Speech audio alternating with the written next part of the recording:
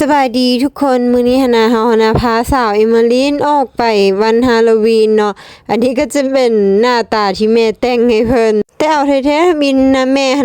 ติดกิบให้เพิ่นเนาะแต่ว่าเพิ่นน่ะบ่ยอมใส่เพิ่นดึงกิบออกและตอนนี้ก็คือเพิ่นน่ะบ่อยากนุ่งสุดอันนั้นที่แม่เอาให้หั่นน่ะที่แม่ใส่ให้มันเป็นสุดเจ้าหญิงนะแล้วเพิ่นก็แบบพยายามดึงทื้นออกแต่ว่าแม่ก็บ่ละความพยายามให้เพิ่นใส่คือเก่ากะว่าแบบว่าบัดนั้นล่ะจึงถอดออกหลังจากแล้วและตอนนี้เฮานะก็พาสาวน้อยมาลีนออกมาแล้วเนาะมาฮอดห้างแต่เอาแท้ๆก็คือเฮานะคิดว่าสาวเอมิลีนนะคือสิม่วนคือสิตื่นเต้นหยังซี่นะแต่เบิ่งเพิ่นนะคือแบบเป็นงงๆแล้วแบบเป็นรู้สึกแบบแปลกๆจังได๋ดูแล้วก็หน้าบูดหน้าขึมขนาดเลยบ่มีการยิ้มเลยบอกให้บ๊ายบายก็สัวสิบ๊ายบายค่ะเจ้าและส่วนมื้อนี้หั่นน่ะคนที่แต่งสุดฮาโลวีนนี่หยังซี่นะก็บ่ค่อยหลายปานใดเนาะบ่ค่อยหลายคือปีก่อนนี่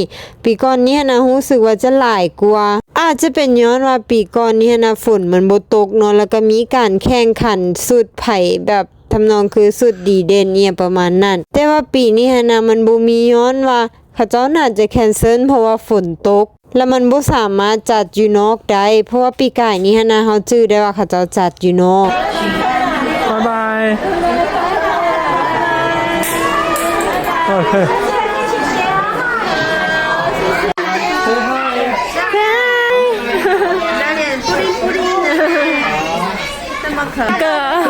OK，好，谢谢。谢谢，拜拜。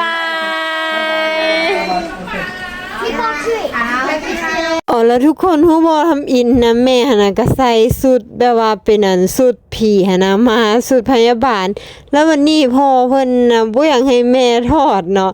เพิ่นว่าคันเจ้าถอดนี่ค่อยบ่ย่างไกลเลยเพิ่นว่าสิเพราะว่าเพิ่นน่ะรู้สึกอายหยังประมาณนั้นแล้วแม่ก็เลยตัดสินใจว่าบ่เป็นหยังบ่ถอดก็บ่ถอดแล้วหลังจากนั้นเฮาก็พาสาวน้อยเอมิลีนลงมาว่าสิไปเปลี่ยนเครื่องให้เพิ่นและอันนี้ก็คือเปลี่ยนแล้วเนาะตอนเปลี่ยนเครื่องแล้วเพิ่นก็ยิ้มดีใจขนาดคือสิแม่นเป็นย้อนว่าอึดอัดนำเครื่องเมื่อกี้นี่ติบ่เพราะว่าเพิ่นน่ะเดี๋ยวนี้บ่มักอีหยังแบบระยิบระยับที่มันเป็นแบบว่าสุดเจ้าหญิงอีหยังนี่บ่มักเลยแล้วตอนนี้ก็คือสาวเอมิลีนนะโบกมือบ๊ายบายคนที่ขึ้นลิฟต์ลงลิฟต์เนาะทุกคนแล้วเขาเจ้าก็โบกมือตามที่สาวน้อยเอมิลีนนะบ๊ายบายเขาเจ้าก็พากันหัวขวนเพิ่นแล้วก็บ๊ายบายเพิ่นพร้อม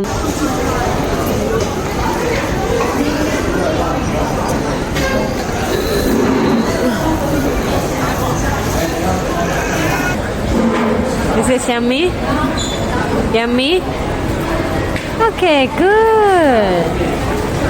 ส่วนมื้ออื่นเฮาก็ว่าสิพาสาวเอมิลีนนะออกไปอีกไปวันฮาโลวีนแต่ว่าเป็นบอนใหม่เดี๋ยวมาท่าติดตามกันเลยว่ามื้ออื่นสิเป็นแนวใด